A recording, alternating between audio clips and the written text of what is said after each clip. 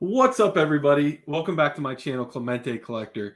And today I want to just talk about how I feel like SGC should be getting a lot more heat for the way they graded the 1914 Babe Ruth card that just sold for $7.2 million. So let's talk about it next. So a Babe Ruth rookie card was just sold for $7.2 million at auction, making history as one of the highest prized baseball cards ever. That baseball card being valued as or being proclaimed the most valuable, it's for two reasons. Number one, it's a rare card. There were only 10 of those rookie cards known to exist, roughly. There may be a couple of others. But also, it's because it's Babe Ruth. And he, I think, remains the most celebrated baseball player, if not athlete, in the world. Yeah. I mean, he's the guy. Yeah. So the first time I saw the 1914 Babe Ruth card, I thought, how did it score a grade of a 3? But other collectors in the news kept talking about how rare it was and how it would break a record. I agree it's rare. There's only 10 that's ever been graded. But the grade is what really drew the media's attention.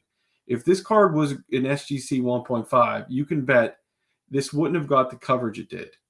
So let me look at the card and let's decide, was the grade fair or was there some type of funny business going on with SGC and the submitter? So the first thing that sticks out to me are the corners.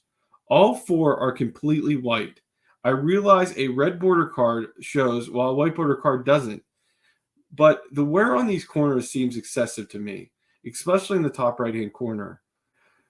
Also, I noticed paper loss in the bottom right-hand corner separate from it. The next thing that caught my eye was what was going on with the right corner of the card. You could see two creases. Well, maybe one of them is a wrinkle.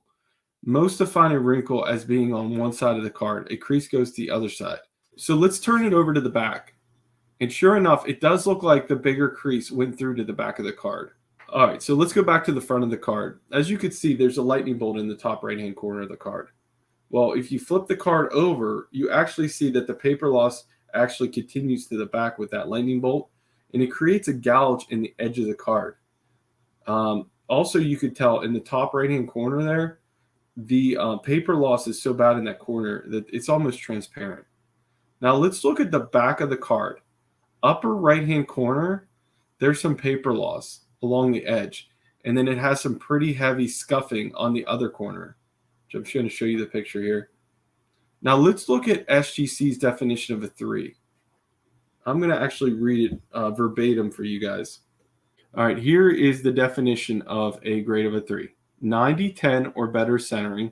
I actually think the card doesn't have any centering issues, so that's good. Corners more rounded, but not excessive. Well, this looks like the card was produced as rounded corners, even though there's other variations of this card that have sharp corners. So I guess it's kind of hard to judge if it has rounded corners or not. Stronger creasing may exist. So I guess it depends on do you feel like the creasing on here is just stronger creasing? Poorer focus, registration, and discoloration, and staining are more noticeable. Okay, so the 3 definition, I mean, if you read it verbatim, maybe that's the loophole that SGC can get around it. But I've seen so many cards graded by them. This would have never got a 3 on a normal card, in my opinion.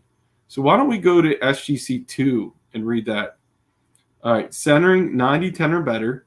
This card usually exhibits one or more of these characteristics, okay?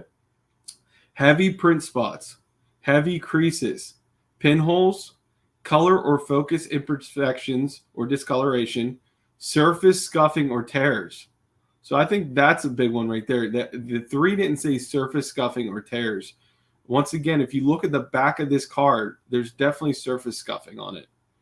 Rounded or frayed corners, ink or pencil marking, and lack of all or some of the original gloss. And I don't think this has any original gloss on it. At least it doesn't look like it. So 2 to me sounds like, it sounds like what this card looks like, if not maybe a 1.5. What I wanted to look at now, though, is why don't we bring up, this card's been graded by PSA. So why don't we look at it? So PSA graded this card, and here is what a PSA 4 looked like in the blue version of this card. So it definitely looks better than this 3, obviously. All right, now let's look at the PSA 2. So this PSA 2, to me, looks very, very close to this SGC 3. But what I really think is the smoking gun here is SGC has another grade of a 3 for this exact card. And you're going to be shocked. So I'm going to put them side by side right now. So as you can see, the other 3 graded by SGC almost looks, in my opinion, almost looks 2 grades better than this card. And I think that is really what stands out to me is SGC graded this exact card. They graded a 3, and the 3 looks so much better than this card. So people will say, who cares? It's all that matters is the card, not the grade. But my focus is less on the card and more on SGC, okay? SGC is my favorite grading company. But to me, this doesn't sit right. This is a card they are going to examine closer than any other card. And this is one of those cards where they would probably have a round table and decide as a group of what grade it gets. So it can't be, different graders interpret it differently. In my opinion, by SGC giving this 1 or more grades higher, they increased the price by multiple millions of dollars. They also increased the amount of publicity this card got. What do you think? Is this card graded fairly? If so, why don't you explain to me why you think it's a fair grade?